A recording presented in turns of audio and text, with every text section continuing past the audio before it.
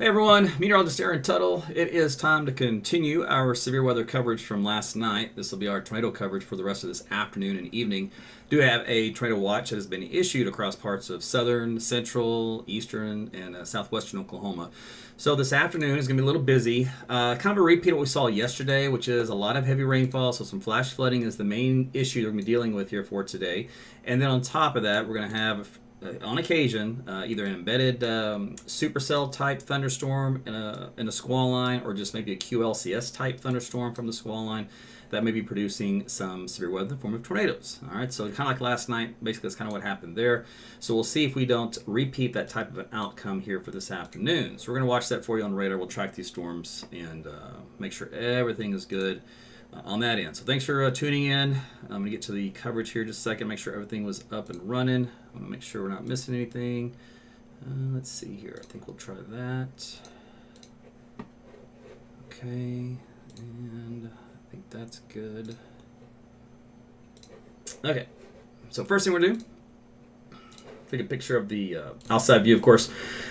Cloudy, rain, showers, storms, 66 degrees. Normally when we're this chilly, we're not talking about tornadoes. Just so you know, we're normally talking about tornadoes when we're in the, 70s minimum, 80s otherwise.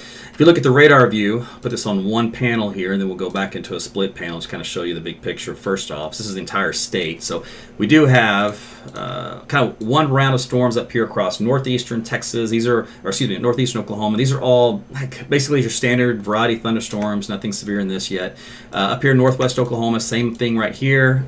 Also, it's just this little quadrant here that's coming into central Oklahoma and then points down south into northwestern Texas is where we're going to be focused on. So those will be the two areas that we'll take a look at. So first off here, coming into the Oklahoma City metro area from the west side of town, which is just now approaching the El Reno area. This is a squall line, which is a line of thunderstorms that stretches from El Reno to Union City to Tuttle to Amber to Chickasha.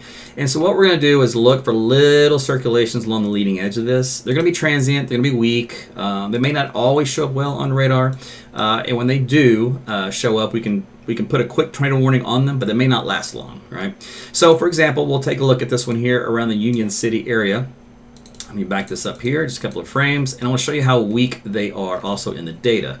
So let me update this so that we have the latest on the movement. Okay, so for example, this little mini couplet here, very tiny, very small, very weak. That's what triggered the initial tornado warning. Now notice how it actually, instead of going this way, which is what the tornado track had it actually kind of went more north-northeast. All right, and then if we go a couple more frames up, look how it went to the north and then really kind of fell apart. So in other words, it's nothing like what we saw last night at this point in time right now. These are very weak. You will see like a little low hanging area down the cloud, down toward the grounds, kind of a skuttish look to it, wall cloud look to it. We are going to have that. And then you might have little finger funnels or something of that nature. But right now, these aren't violent type tornadoes. In other words, they're all going to be in probably the EF0 category, which are the smallest, weakest tornadoes that we do have out there. So that's kind of the lead, kind of start you off the premise here of what we're dealing with for today, at least initially. We'll watch it, see if anything changes throughout the course of the afternoon. All right, so let's go down here. That was the one that was, again, north of Union City. The location of this, by the way, is right along 81 and Reuter Road West. Now remember, it's falling apart. Now there's still officially a tornado warning in effect for those of you folks up to around the Yukon area. So just make sure you stay in your shelters. Just be glad that right now the radar indication of that tornado has lifted quite a bit. So it's not nearly the significance that it was. And it really wasn't even that much significance anyway, but needless to say, that's what's left over the circulation. Okay, so back down here to Chickasha. Same thing here. We're going to back this one up too. So if you'll notice, right here is where the initial circulation center triggered the tornado warning. This is for Grady County, but that never really got its act together. It's still very broad, still very diffuse. We focus up around the Tabler area, Middleburg, Blanchard. This particular leftover circulation is working its way toward you. Again, nothing overly impressive at this point in time. Again, we like it that way. I think things kind of quiet in that regard until you get all the way down to southwest Oklahoma. All right, I'm going to switch radar views because this one's way down here in the south around Courtney. And so if I want to get a good look at that, I'll have to switch radars. So let me see what I got loaded over here. Let's just start up a brand new one. So if you're watching from Oklahoma City and you're going, okay, I'm a little gun shy from last night. Obviously things were a little hectic around here. We had so far that I've seen from the National Weather Service, the preliminary rating, was an EF2 for the storm that hit the 240 and Sooner Road area. The one in Hera was a low-end EF3, and last night we showed you that on the radar, how it was estimating EF3 strength. Okay, so let's flip this over to 2. So a lot of times I split the panels on these radars. So in other words, the left panel is reflectivity. It just shows me the heavy rainfall, the hail, the structure of the storm. The one on the right is the velocity data, in other words, the wind field, and that's where it shows me where there is a tornado, if there is one. Okay, so the one down here in southwest Oklahoma, just like it was the ones we looked at earlier, these are very weak, broad, diffuse circulations. So nothing that screams, anything super, dangerous at this point in time. Or in Courtney is where this location is, down here in Dewberry Road, around the county line here for Grady. For Jefferson County line, I should say, and Love. That's the 2 county lines it's splitting. All right, so let's see if we have any other information here to pass along. We're going to flip this table over. Look for rotation tracks. So there's rotation tracks is not even showing up. Let's see here. For debris signatures, nothing I'm seeing there. So that's good. Okay, so basically what happens in these cases, you can know that you still got to seek shelter. That's the purpose of a tornado warning. Remember, a warning means that conditions have been met. So in other words, you have a confirmation, either visual or the radar has indicated rotation. So that's what a warning indicates. A watch just means that they could develop. So in other words, keep an eye on the sky during the course of your day.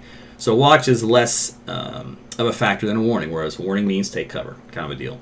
So in this particular case, we're going to take cover for these storms down here. All right, so I'm going to load up another radar program. We're going to do the storm track for you, time of arrival, all that kind of stuff. Let's see, while we're waiting for that to load, I'm just going to look at these storms again coming into the metro. And so I flip around between different radar sources because each one hits the storms from a different angle, and they each have a little bit of different time. So in other words, a radar is live, but it does a scan, it tilts up, does another scan, tilts up, does another scan. All right, so there are a minute or 2 minutes that can elapse between these points. All right, so if one radar is doing that, I maybe want to see a different radar have a different look at the lower level scans. Maybe this one has a good look at it in 30 seconds, and a minute from now, this one will have a good look at it. And then this will come back to it maybe 2 minutes later. So that's the reason why I flip around so much, so I don't miss anything. Because you're talking about tornadoes, you want to make sure you track the lowest level of the atmosphere. So really need to get below 5,000 feet on altitude for the beam width to be able to detect those fairly well. Let's see. So for Chickasha, they had some swirling around. No confirmation of a tornado for that one. Let's see here. Yeah, Weather Service states here that the trend for the circulation across Canadian County that we looked at when we started the broadcast has trended downward over several minutes. Still a brief tornado risk, and damaging winds continue to be the hazard. So in other words, like I said earlier, they're going to be very quick, and they may not last very long. Those are type what we call QLCS tornadoes, quasi-linear convective system. Yeah, that's a mouthful, right? Because meteorologists like to make things difficult to say. So QLCS tornadoes is what these would be. It's on the leading edge of a squall, and just little eddies, little circulation centers that pop up. So the closest one we have here is right around Foreman Drive and Banner Road, just north of I-40, right northwest of the Municipal Clarence E. Page Airport. All right, so this is just what's left of some little baby circulation that was in there. And that's the only thing there. The one north, don't see anything. And the one south, don't see anything, so that's good. Now you will notice some wind here. So if I do, let's go put this up here. So these wind speeds measured, and this is going to be a loft, so we're probably looking at about 1,500 feet off the ground. It's up around 60 miles per hour, 65. So there's going to be some pretty decent wind that may transfer down to the surface, but that happens in a squall line, so that's expected. Obviously, what I'm focused on is if and when we do see some tornadic activity. Here in Chickasha, let's take a look at that one. Again, the leftover circulation center is right here, so right along 62 Carpenter Road and looks like Maple Road. All right. So that's what we have so far. So these are not hugely strong couplets, with debris balls and reflectivity balls. Nothing like we saw last night around, 1 to 2 to 3 in the morning here over Central and Oklahoma. Okay, let's see what's going on here.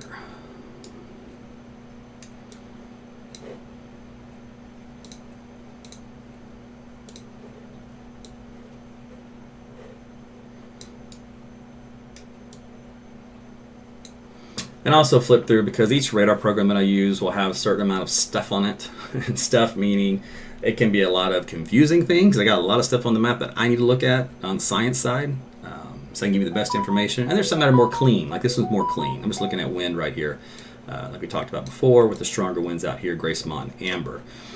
But I look at several different ones, so just kind of hang with me as I poke around. The whole point is to tell you the exact location and the path if we're going to have a tornado. The rest of the stuff doesn't matter. That's really the only thing that matters. And if I'm not talking about your area, it means you're not under a tornado warning or track or imminent danger. And this time of the year, you're going to get your standard, thunderstorms. We have a mini severe weather season in April and October. So we'll see how that materializes for the rest of tonight and into tomorrow, because we have this storm system that's just slow moving and it hasn't quite cleared our area yet, and that will happen by Tuesday. The rainfall maps where we had flash flooding concerns, remember we had some rainfall estimates by the computer models anywhere between 9 and 14 inches. At one point that shifted right here over Oklahoma City, and people were like, is that all in one day? You guys are idiots. It didn't rain 9 inches in one day. I said, no, you have to learn how to read. Some people don't know how to read. That was through the whole event. So, but still, 9 inches plus rain in a 3-day window, that's too much rain. So that's why you end up with some flash flooding, and that's why that was the main threat for the system, with some embedded tornado potential, which is kind of what we have here for you this morning. And this afternoon, I should say, now, because it's 3 o'clock. My brain is my body doesn't know what time it is after all day yesterday and last night, and then getting up this morning just enough to try to get caught up on stuff, and then I'm right back in it. So time is not even an issue in my head. Okay, so I'm still looking at the line here. If I see something that gets my attention, I'll let you know, and I'm just not seeing it. Let's see, the one down here in Southwest Oklahoma is probably the strongest. All right, so I'm gonna do some storm tracks on that, and we'll work way back up here to the metro and give the latest on here. Let's see. Yep, still fine. There's nothing that is overly significant, so that's good. I always like to see that, because there's two things that happens to you, right? So when a tornado warning happens, you never want to discount it. As we said, I found out last night, I made a post about it earlier today. You can have 20 minutes to seek shelter, or you can have 20 seconds. And the problem is you don't know which one you have, right? So you can't afford to sit there and figure it out. Now, I can figure it out because I got a lot of time and I'm ahead of this curve, right? So I'm looking at stuff, so I kind of see it coming. But for you that just like, hey, I'm just doing my normal daily routine, all of a sudden I get an alert or alarm, sirens going off, my weather radio that I've got, maybe you got one of these. So mine went off last night. This is a standard one. I usually put this in my description. This is the Midland NOAA weather radio that I have. I have it listed on my Amazon store, a little discount, but it's super cheap. It's like $35 I think it was, or something like that. Does what you need it to do, works just fine. But you have to have backups and redundancies, because sometimes the broadcast tower of those go out. Sometimes your cell phone goes out. Sometimes your internet goes out. There's always things that can fail, so it's good to have multiple, what we call redundancy, to get information like this. Okay, so let's see. We'll do a quick update here. The tornado warning, this is down here for southern Oklahoma. This is for Jefferson and Love County, Carter County, in that area. Let's see. So there was a storm that was capable of producing a tornado that started around 3:20 this afternoon, so about 14 minutes ago. Let's see. Continues to move northeast at around 50 miles per hour. Some of the paths they had were Hilton, Wilson, and Petersburg. All right. So the track here of what would be the circulation is right over County Line Road, or also known as Highway 76, so S76. is where that's at. And that'll be coming up in the intersection of Dillard Road and 2010. So if there is a little QLCS tornado within this little section, that is where it's going to be located. And that'll be moving up to the northeast toward Lone Grove. So if you live between Wilson and Lone Grove, just make sure you're in your shelters. If you're Ardmore, you're east of this activity for now. And Springer in Carter County, you might be in the path of this after another hour or so, if it still holds together. Now, these are pretty transient, so we'll see if they hang in there. Okay, so let's go a little closer to home real quick. I want to look at the TIDWAR data. Just scan this line real fast, just make sure nothing's happened the last couple of minutes. And it hasn't. Okay, good. All right, let's go look at this one. Same idea. All right, so we'll start back here on this one to the north. So for the Yukon storm, again, there's nothing here. You're still under the residual tornado warning. It expires at 3:45. So about 10 more minutes. So there was a little weak circulation on radar at that point in time.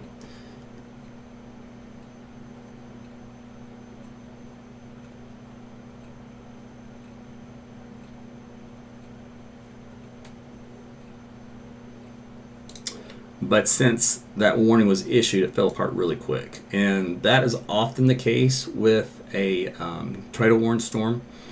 Is if it's a QLCS type tornado, it can be a deal where if the Weather Service wants to be really proactive, and I have a feeling today they'll be extremely proactive because they're going to be a little gun shy, right, because of last night, and so they're going to be over warning today, and they're going to be on top of it. In other words, they don't want, it's another situation where there was a tornado occurring for a full minute before the warning went out. They do not want that repeat.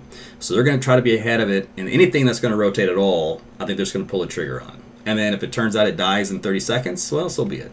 So that's going to be the case we got today. So we're probably going to have more tornado warnings than we had yesterday as a result of that reaction. It's just human nature, right? Okay, let's see. Still good here for the Tabler, Blanchard, Middleburg storm. Just stay in your shelters for that. This warning also probably expires right around 3:45, and it does, so 10 more minutes. All these storms moving, looks like here in central Oklahoma, east about 30 miles per hour. All right, so that's 1, 2, 3 red polygons on the screen. So 1 there, 2, and 3. So those are what you have on the map display for tornado warnings. If you have a orange one, it just indicates a severe thunderstorm warning. Okay, let's see what these have.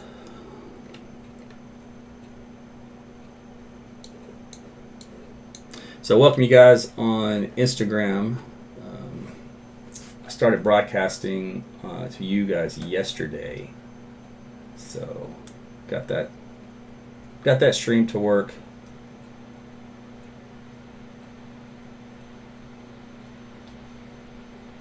I do broadcast on multiple platforms, so you can pick which one you like.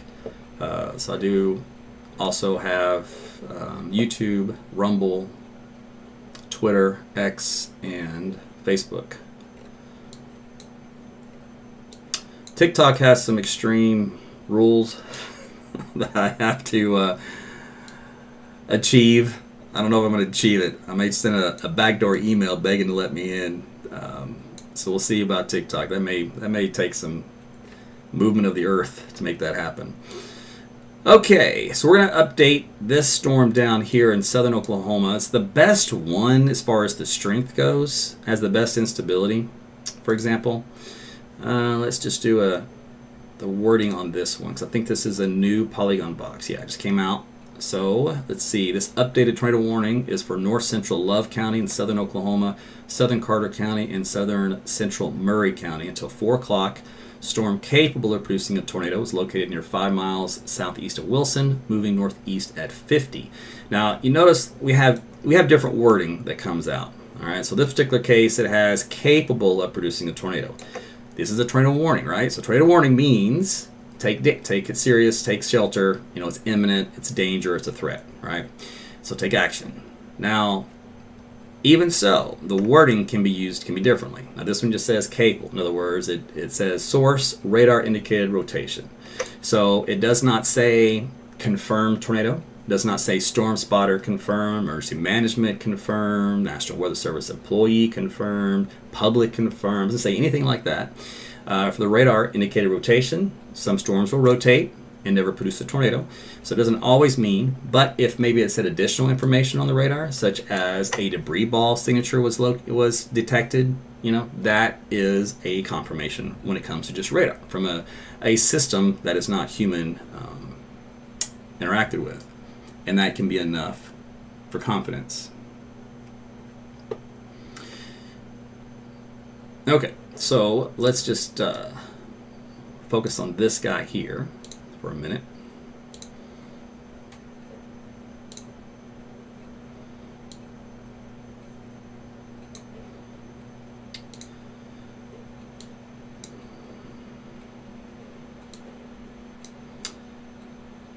So the path of this storm track takes it up towards Sulphur and through Dotery and Springer north of Ardmore.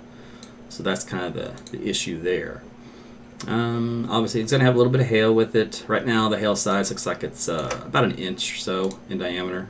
So you have to have 1 inch size hail for technically something that is severe on a storm.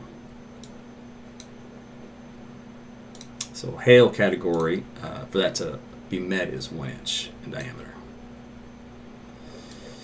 Okay.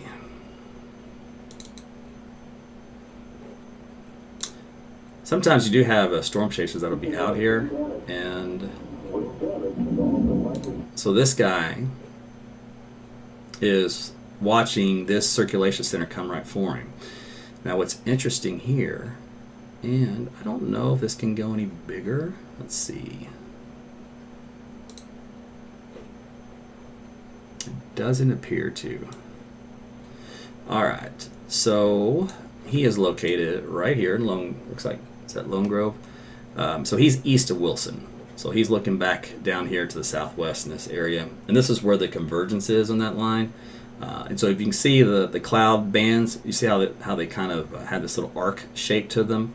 So that's what you would witness, like the mid-level rotation. That just indicates that there's some spinning in the storm to indicate you get that little movement with the clouds.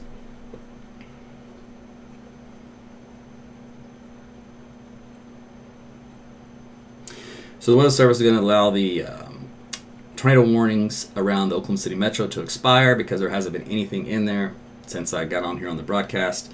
And they will just make a note that they'll continue to monitor just in case a brief circulation quickly develops. Okay, so that's all good news.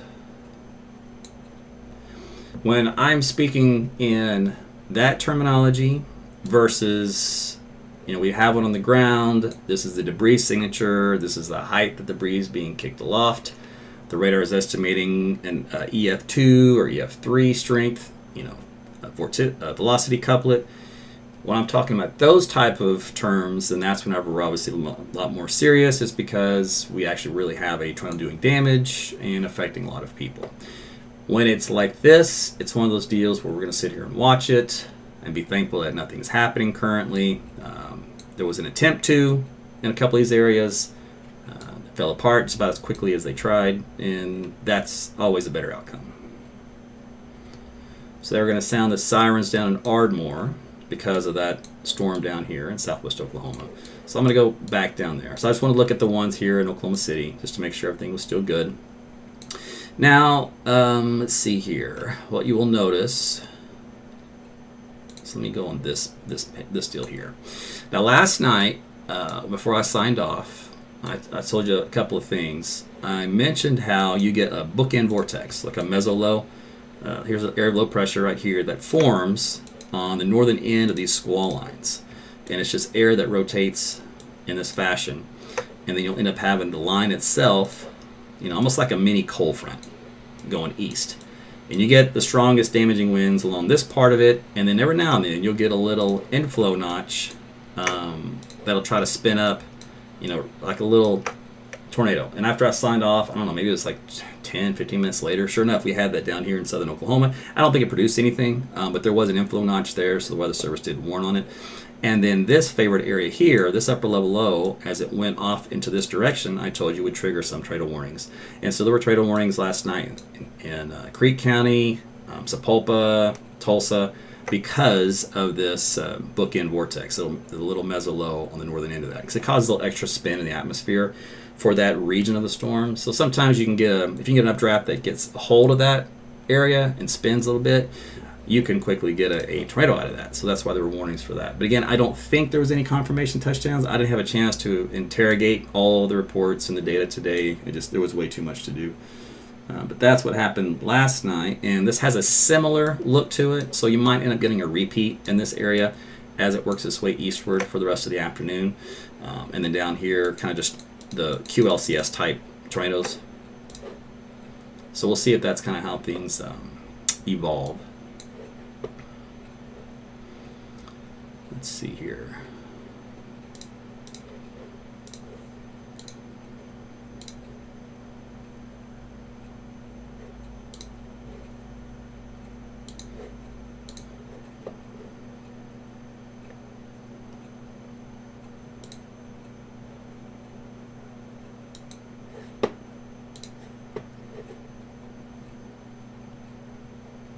Sirens also sounding in Davis. So let's go down here to southern Oklahoma.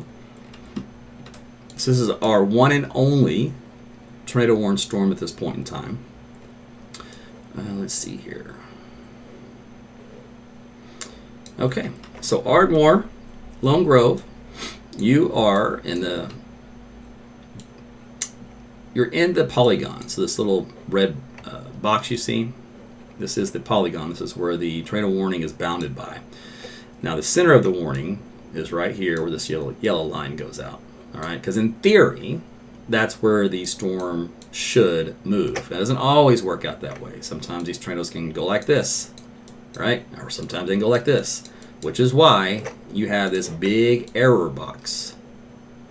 Because if we were always perfect and we knew exactly that if the tornado was going to make a little deviation, then we could draw our line to match accordingly. And technically, you would only ever need a one-line warning. But because that's not the way Mother Nature works, you have to have even though you can have the warning for the line, which is great, most of the time that'll work out.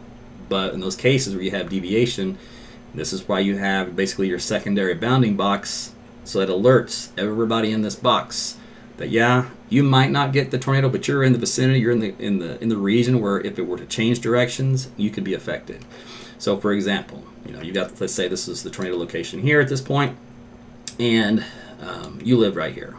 Well, in theory, you're fine because this tornado is moving to the northeast, and you're over here, you're barely in the box, and so you don't have anything to worry about. All right. Now, at the time you get the warning, you're not going to know that. You would have to tune in, watch somebody like me to explain that to you, and then you go, okay, good.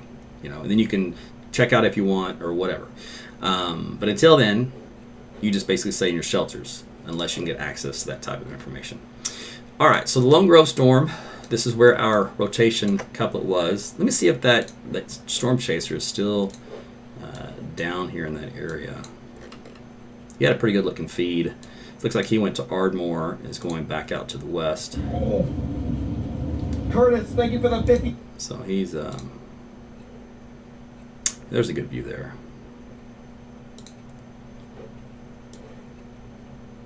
So this is Ardmore looking west. Now they're looking at the region here. This is basically kind of a little lowering, and back in here in the rain is where that potential tornado would be.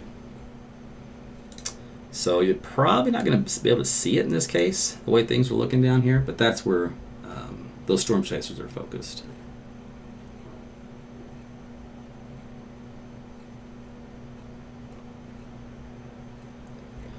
All right, so we got to keep an eye on what's going on down here in southern Oklahoma. Let's go to, let me do this one here, last one here. Probability of a tornado, by the way, on this, the algorithms that are kicking in, just updated. We are at 21%. So the probability of a tornado is at 21%. Now last night we had to have a probability get greater than 70 to get a tornado. I believe 68, 69% was the lowest I saw. So once that crossed over that threshold, we were getting tornadoes. So prior to that, we were getting a few rotation areas, but that's about it. Okay, so go back here to Oklahoma City. And let's see if we have anything going on up here. All right, so Logan County. This is north of Edmond, Cashin, Stewart, Guthrie. There are a couple little indications here. So remember, that's where I told you that the mesolow is developing. So that may help to enhance this area a little bit. So we'll see if something can tap into that. I'm going to switch this radar.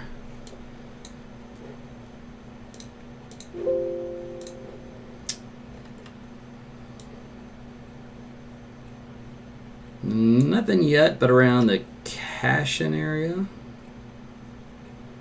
We'll see if something around the Cashin area gets a little bit better organized.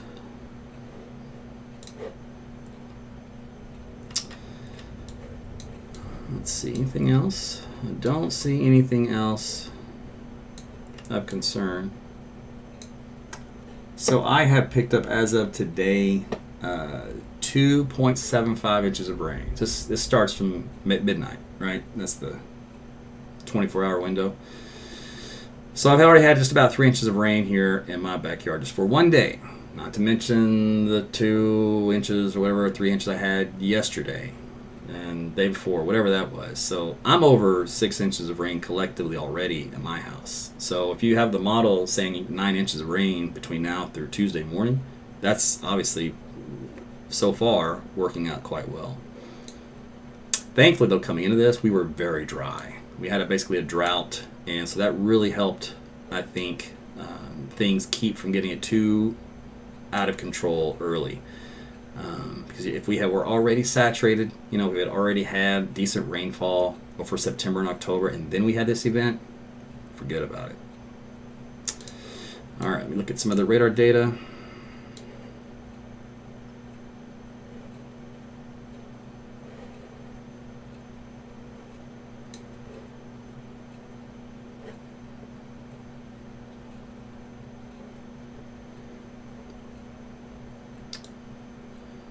Okay.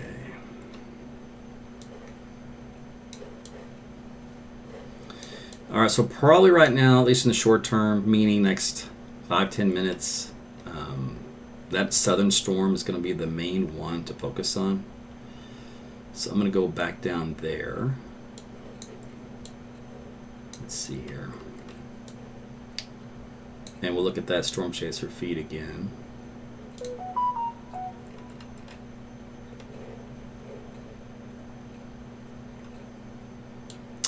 Okay, so Weather Service has a new circulation track. Now, remember how I told you earlier, you have the big box, right? You have that yellow line, the old one was going like this. Look at this new one, right here.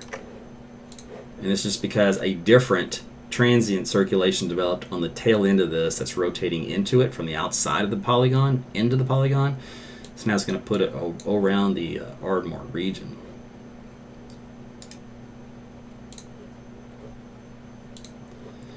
Let's see, radar algorithm wise, still nothing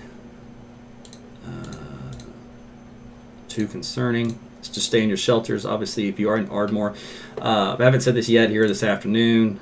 I usually say it till I'm blue in the face, but then sometimes I forget because I'm so busy diving into the data. But what you do is always the same. It's always the lowest floor, away from all outside walls and windows.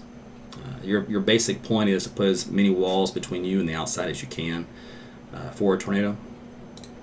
And that way you're safe from flying debris, broken glass, that kind of deal. You don't want to ride one out in a mobile home. You want to make sure you're in a sturdy building.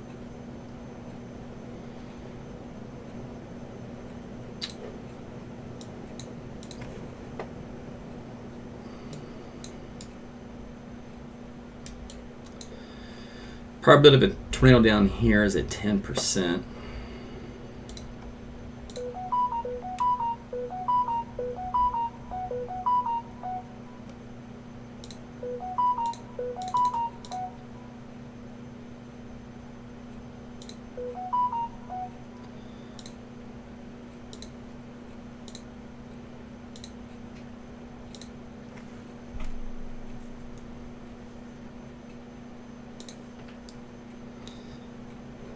Okay. So for this particular case, the Weather Service has a very large severe thunderstorm warning for it. This covers a big area.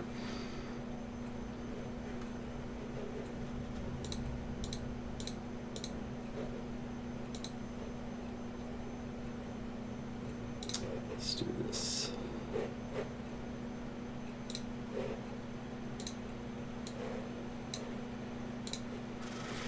For this one, it goes until 4:30. And it calls it the damage threat considerable, meaning for damaging winds. Because remember that tail end of a squall line can have the straight line winds with it. Hail size not really that significant, but winds up around 70 miles per hour. So Ardmore, Sulphur, Medill, Tishomingo, Davis, Marietta, Lone Grove, Healdton, Wilson, Kingston, Dixon, Mansfield, Springer, Ravenna, Thackerville, Mill Creek, Dotary, Gene Autry, Graham, and Reagan. That's how large this particular warning is.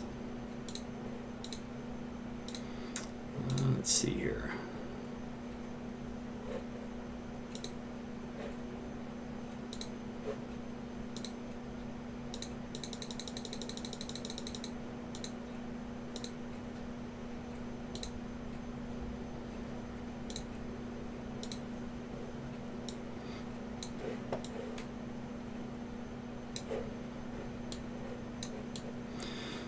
So we kind of have a break in between.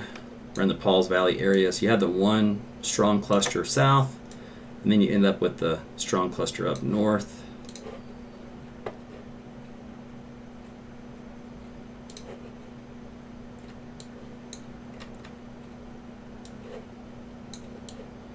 There's also one of those large polygon boxes here in Oklahoma City as well for the severe thunderstorm warning.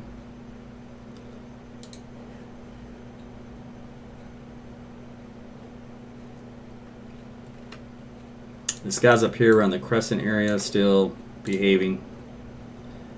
Probability of a tornado is at 18% up here. I think that's probably increased though over time. Let me see. Let's go back. Yeah, it went from 0, and then it went to 13, and now it went to 18. And so in other words, the algorithms are detecting that things in here are starting to rotate a little bit better for organization. So that would be the area to watch for additional tornado warning development. Let's see.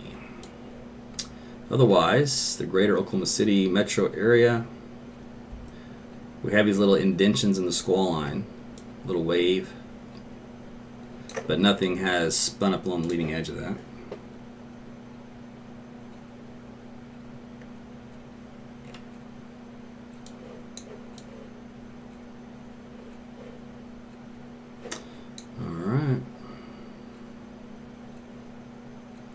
So it looks like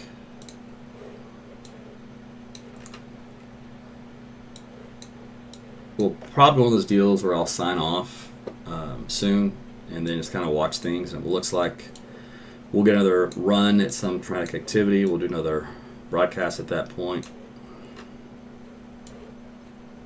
Just gonna wait a couple more minutes for that stuff up north.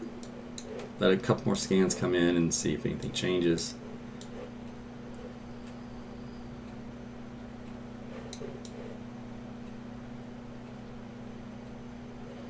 The winds really even haven't been all that impressive within this line of storms. They're only around 40 miles per hour.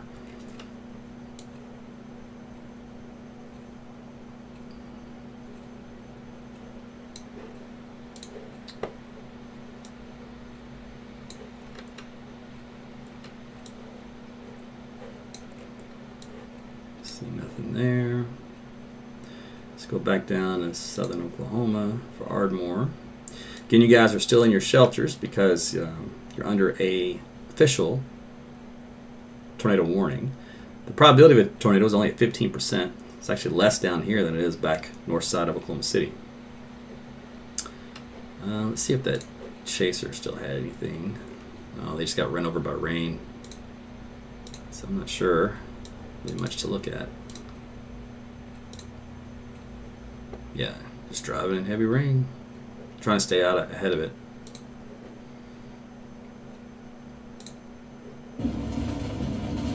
We got my high.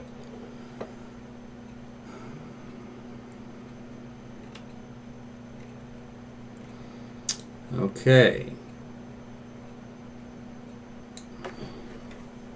I'm going to pull up a different radar view from down here on my phone.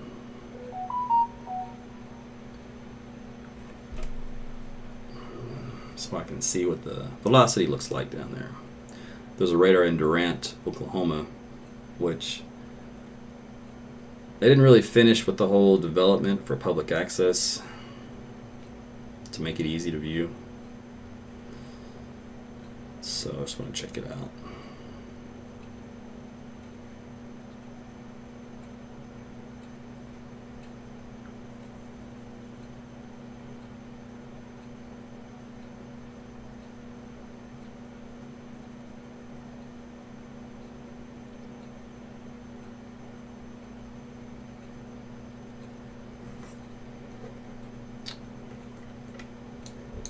Let's pull this one up. Okay. So, let's see. According to this other radar, the best convergence is actually this little spot right here, coming in toward Dixon.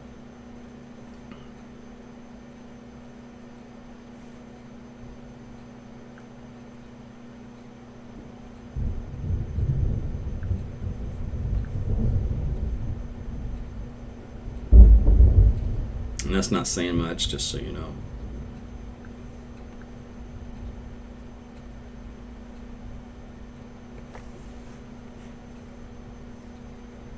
I don't know if you can even see this, but I'd even show you. The phone would key out because my key is green, so it probably won't key out. But basically, I'm looking at this little spot right here. You can see the red, but this spot here would be green. But because I'm on a green screen, it goes away. Anyway, so I was looking at that. Weather Service will allow this tornado warning storm though to expire. So no more tornado warnings across the state with all of this. So that's good. Okay, so what we'll do is we'll keep an eye on the North Oklahoma City to Guthrie area. So I'm going to load that up, and then we're going to look at some of the information, the data together, and then I'm going to probably sign off, and then I'll come back on if it looks like tornadoes are going to happen. Let's see. Probability of a tornado is at 13%, so it's not really going up in that area. Okay, so what are we going to do here? Let's do this. This is a scale discussion. All right, we got a couple here. So this is a damaging wind and tornado potential increasing here in southern Oklahoma. This came out around 3:19. It's about the time I came on the air. Let's see. A mature Boeing segment and isolated leading storm will pose an increased risk for damaging winds and a few tornadoes in the next 1 to 2 hours. Across southern portions of the tornado watch, a mature Boeing segment has maintained organization as it tracks along the Red River Valley in southern Oklahoma and North Texas. The environment ahead of this convection remains unstable and strongly sheared, suggesting a continued severe weather threat. Low-level shear is expected to increase as the bow approaches the modified outflow boundary warm front in southern Oklahoma. More isolated convection has also slowly deepened ahead of the bow across Carter-Love counties, which we just tracked. There remains a potential for a supercellular 2 to evolve and strengthen within the strongly sheared air mass. Along with the risk for damaging winds, some at 70 miles per hour, a few tornadoes are possible, both from embedded circulations and with any supercells able to become established. All right, so basically over the last hour, their concern is what we tracked and dealt with. Okay, so now we'll look at this one up here in northwest Oklahoma. Let's see, they're expecting storms to increase in coverage in northwest Oklahoma for large hail, damaging winds, and perhaps a tornado. So you notice there's a category of significance in wording, right? So if you were to say, and perhaps a tornado, does that give you a lot of confidence you're going to have tornadoes in northwest Oklahoma? No, it should not. If anything, it should go, oh, so odds are we're not going to get anything up here. That's correct. That's the way you would interpret that information. It's probably one of those deals where you better mention just in case a freak thing occurs, but if you say perhaps a tornado, that's different. Now, if it said, severe storms expected with pose a risk of large hail, damaging winds, and numerous tornadoes, long-lived tornadoes, multiple tornadoes, see, obviously that's different wording. So if you end all that with and perhaps a tornado, then you kind of get the picture. So what that means is I'll probably cover with a severe thunderstorm watch, not a tornado watch. Let's see here. Anything else?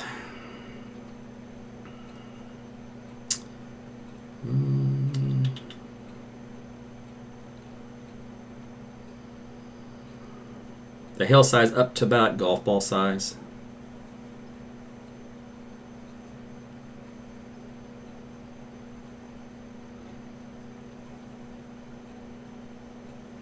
It mentioned there's still a weak cap in that area.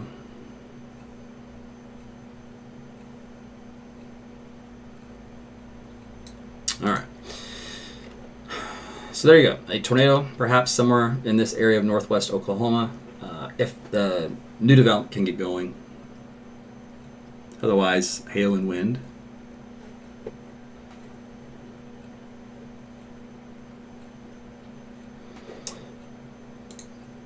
Then, let's see, we had our watch.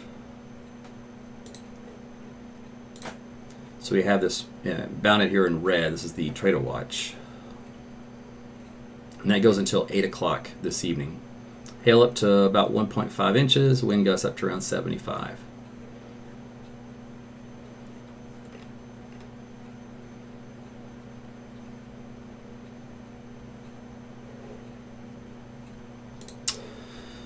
So in this particular case, they put the probabilities on here.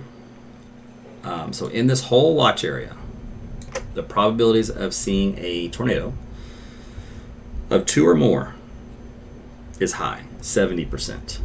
The probability of 1 or more strong tornadoes, which is an EF2 to EF5, is low, 20%. So what that tells you is if we do see tornadoes in this area, more than likely they're going to be on the EF0 or EF1 scale. Scale goes to 5, 0 to 5, 5 being the strongest, 0 being the weakest. If you're new to Oklahoma, it's one of those things you're going to have to learn. I can show you what that looks like in a visual here.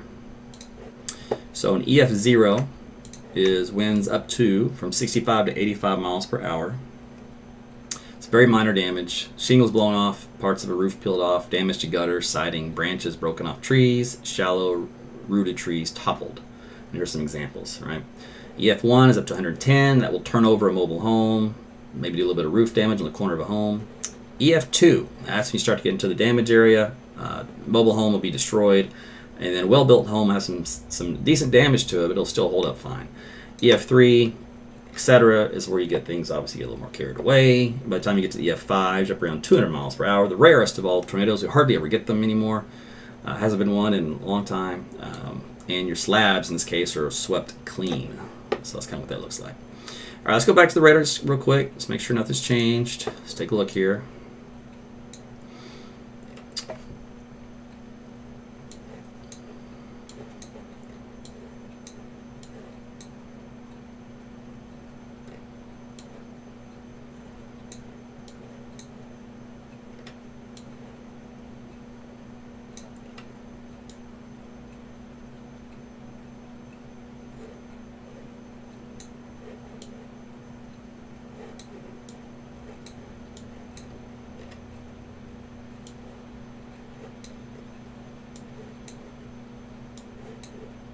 Okay, so far that one looked all right. Look at this other one.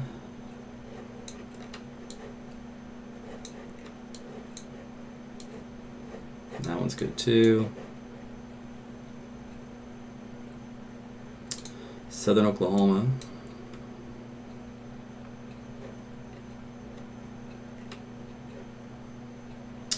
No change down there either. Okay, so let's look at some data as far as the rest of the forecast and any potential flooding we might be dealing with. So there's a couple ways we can do this. Let's start with this first. Okay, this is the high resolution HER model. So it has that line of storms us. Here's 4 to 5 o'clock, so pretty close to reality. Moving east of I-35 for the rest of this evening. There's 7, 8 o'clock, 9 o'clock, 10, 11, 12. So that's midnight. 1 a.m., 2 a.m., 3 a.m., 4, 5, 6, 7, 8. All right, so in this short forecast window through 8 o'clock tomorrow morning, the idea was to have this line of storms move east of I-35 here for the rest of the evening, so after 5 o'clock, and then continue out here in the eastern parts of the state. Now, these do have little helicity tracks with them, so indicating that the models thinks there must be a little bit of instability up there and rotation to produce a potential tornado within those. If you do look at the forecast output, there's a little bit of a weak cap in place in that area because, again, surface temperatures are pretty cold.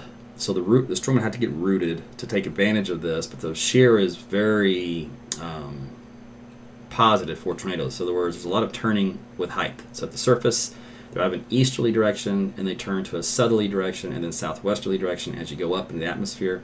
And the wind speeds are fairly decent as well. So it does produce a potential hazard type of a tornado, and on an upper end of an EF2 in the whisker plot box, maybe even EF3. So that's obviously a little bit different than our atmosphere we have right now. So this is an atmosphere a couple hours from now in different parts of the state. So potentially there for a stronger tornado that were to happen closer to dark there in southeast Oklahoma.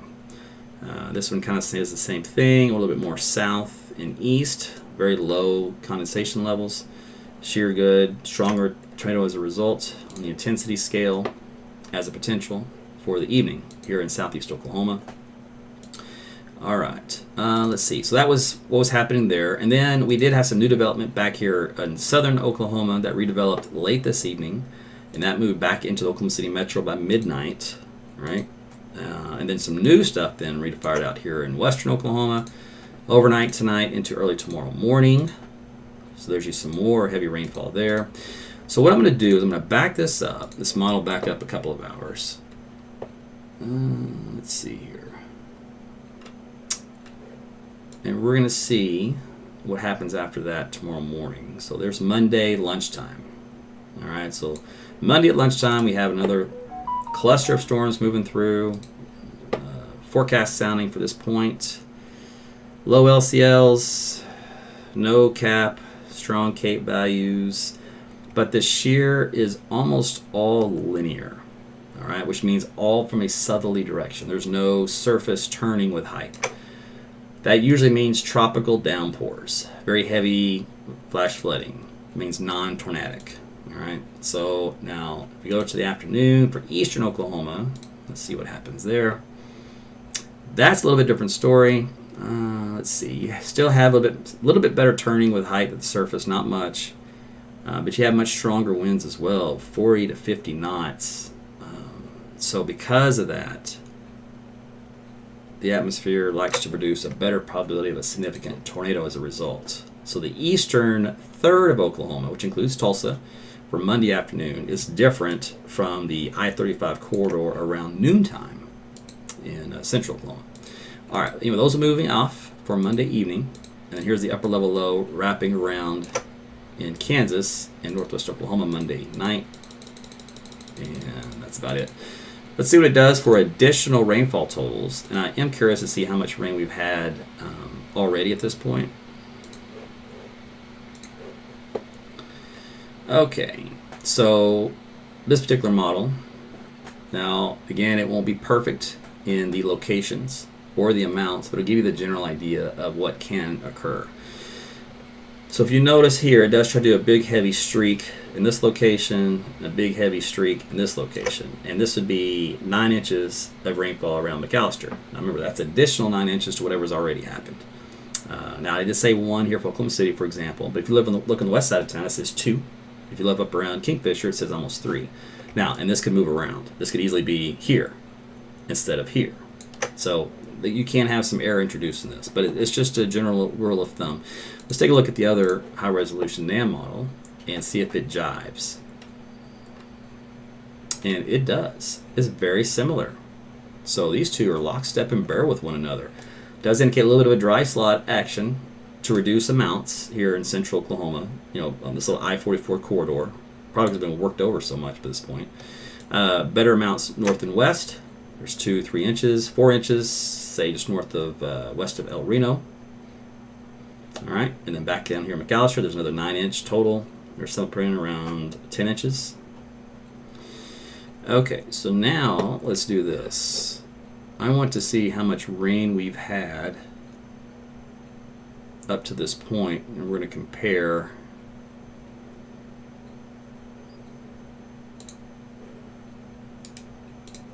what's to come versus what we've had.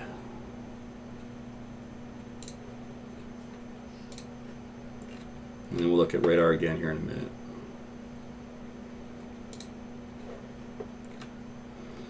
Okay, so let's move this one over.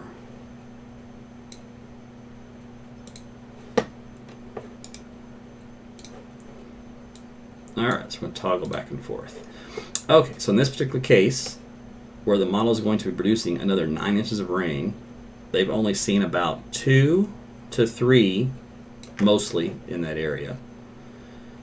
So if you were to add this, which is about 10 inches, as you remember, 10 inches on top of 3 and 4, that's 14 inches of rain. 3 days. Alright, so back here in Oklahoma City, again, 1 inch, if you were to believe the exact placement, to as much as 4 on the west side of town, right? Well, we've already had here in orange is 5 to 6 in like the Edmond area, and out here on the northwest side of town. So if you were to add that to it, then if you can get up to another 4 inches of rain, so now you're looking about 10 inches out here, northwest side of Oklahoma City and maybe in the Edmond area. So again, that's 9 to 10 inches of rain. So again, when that model came out the other day and it had 9 inches of rain in Oklahoma City, that's pretty good. Will that cause some flooding? Probably. Let's see here. Tulsa, let's take a look at you. You guys have had 4 to 5, 6 inches. You're in the same color, some oranges in here. And I can show you a different map from that. We can get a little bit better estimates based off of radar as well. Let's see here. And models are saying you'll get at least another 2 to 3 in your area. So that's 2 to 3 inches on top of 5. All right, so there you go. 7, 8 inches total for this event of rainfall. All right, so I did mention that we could do that, so let's do that. Let's see, everything else there. I just want to look at the radar again real quick, make sure nothing happened while I'm looking at other stuff. Okay.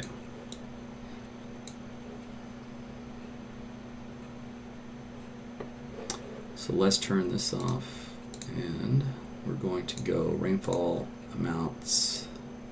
It's only going to do 24 hours, though. Oh, that's too bad.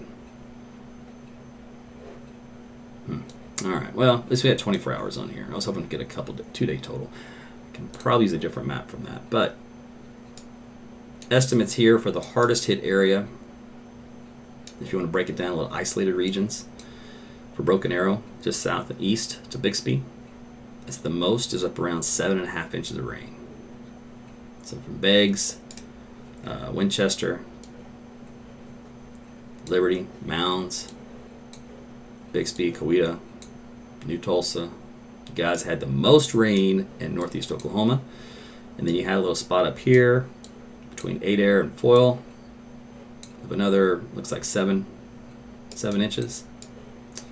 All right, and then anywhere else? Let's go back here in Seminole. So Shawnee, Brooksville, up around 7 inches in your area. All right, the greater Oklahoma City metro. Let's take a look at that. So Central, 4 to 5, up to around Jones and Luther and Moore. Norman, 3 to 4, and then over here in Yukon, El Reno, 4 to 5, Piedmont. And then you just get some little hot spots elsewhere. Here's a little spot between Lindsay and Bray, around 6. Everything else looks like here in this yellow is widespread 2 to 3 inches. So the only place they didn't really get any significant heavy rainfall is far northwest Oklahoma, from Alba to Visay, north and west from there, and then down here in southeast Oklahoma. They'll still need some rain. But you can see where the body of the rainfall fell in between.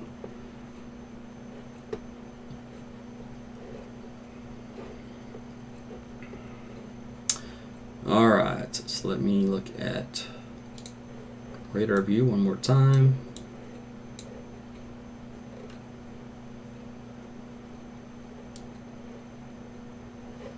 Nothing. Okay. All right. So what I'm going to do is sign off for now for a while. I'll kind of keep tabs on it. If it looks like something, on the tornado side will get going again, I'll come back in and do live broadcast for that. And it looks like from this point forward, we're talking and focusing on the eastern half of the state. So if you live along the I-35 corridor and points west, you're fine for this evening. Things are quiet. Everything is going to be on the eastern parts of the state. Exception to the rule may be up there in the far northern northwest Oklahoma. There's a few extra additional thunderstorms can get going. So we talked about with that advisory that we read. Otherwise, according to the model data, everything's going to be eastern half of the state. So there you go. All right, hey, thanks again for tuning in. If you guys on Instagram, Rumble, YouTube, Facebook, and Twitter X, appreciate you. And we will do this again here soon. Make sure you download my weather app. It's free. It's called AT's Weather to Go. It's on Apple and Google Play. When you do download it, in the locations area for the app, for your if it's the current location you're going to use by default, or if you want to put in an address, like say for example it's your ex's house for the kids, whatever. You can go in there and turn off, hit the edit button where that name is entered and where you put in your name and put in your spot on the map. You can go in there and turn off anything you don't want to get push notifications for. So for example, if you only want to know about twisting storm alerts, which is basically a tornado, the tornado alert itself, danger storm, trained personnel, that's me. Sometimes I will send you a personal message to say, hey, heads up, for whatever reason. It's often I don't, because I don't have time, because I'm too busy doing all this at once. So I'd have to think of it, and sometimes my brain can only do so much. So I usually forgets to do that. But I can do that if and whenever I do on occasion. But you can leave those all toggled on. You can turn everything else off. So for example, a wind advisory, a frost advisory. If you don't want all that, it's fine. Turn it off. I don't have it on. I have all those turned off. I only turn on the stuff that's life-threatening for me. But it gives you the functionality and the option that way, if depending on what your business is, you might want to know that kind of stuff. You can have that enabled. But it's called AT's Weather to Go. It's free. Apple, Google Play. I had some sweet old lady email me. She clicked on something. It wasn't my... She thought she was using my app, I guess. I don't know. She clicked on an ad. That's what it sounded like to me. And she got taken advantage of. And so I don't know, something said, pay me money. And I think she said, okay. And so she paid the money. I'm like, oh, don't do that. You don't even pay me money. Don't pay somebody else money. The app is free. So if you ever see an ad, when you're on the internet, on your computer, on your phone, just don't click, buy now, download here. Just don't do it. There's always going to be an X. Somewhere on that page, there's an X and a close button. You can tap those and they'll go away. So Google usually runs the majority of the ads you see on your apps and your your internet browsing. So there's the Google AdSense that runs that in the background, or AdMob, and then there's some other ad platforms like Facebook has theirs, but they're all very similar and it's the same ads. But anyway, these platforms, I don't know how well some do over others, but at least for Google, they're supposed to prevent those sneaky ones from getting in there, where either you can't close it, or it's misleading, or get you to click on something like, oh, your computer's been infected, kind of a nonsense. It's supposed to catch those because they do get reported and remove them, but they're not that great at it and they're not that fast. So if you do see something that's fishy or you don't like it, send me a screenshot and I can try and find it and then block it from the database on my end. So I've had to do that a few times. Most of them behave, but every now and then you'll get some Chinese ads that will just come in there, and you can't even know what the page is. I'm like, I don't know what to click. I don't read Cantonese, so yeah. So sometimes they'll sneak in there, but I'm telling you, remember there's scammers everywhere, right? And they will find a loophole to make something get past the the algorithms to sneak in until they get caught, and they're a dime a dozen. So if you guess what? If you get text messages that says, "Oh, your parcel has been delayed," you best call us or click this link so that we can deliver it to you immediately. That kind of crap, and it is everywhere. So they eventually get caught and found out, but not before they scam a bunch of people. It's the old email scam, somewhere in Nigeria. Send me some money. Anyway, so that was a long story to let you know. My app is free, doesn't cost you anything. If you click on something on your phone or whatever, and it says you got to pay, I don't know where you are, but you're not on my app, and you're somewhere that's taking you into a bad place. Just get out of it, close it, wipe it, swipe it, close it, and then go back to it. But that's it for me for right now. Appreciate you guys tuning in. I will keep an eye on things for you. If it looks like tornadoes will be returning here to the state for the rest of this evening, I will come back on and let you know. All right. Thanks for tuning in and passing along the good word about AT's weather. See you in the next broadcast.